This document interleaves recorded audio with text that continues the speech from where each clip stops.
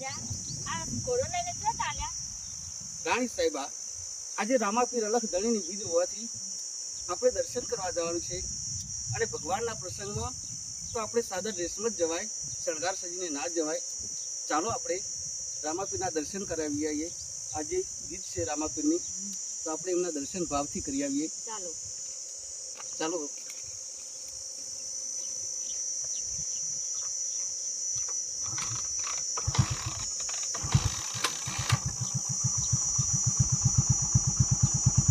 આપણો આ ઘોડો રહી આપણે ચોક્કસ જઈશું.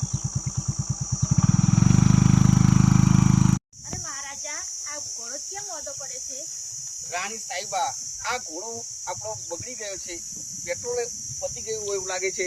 તો આપણે આગળ પેટ્રોલ પંપે જઈશું અને પેટ્રોલ પુરાઈશું, પછી દોડશે. રાણી સાહેબા, શું કરવું?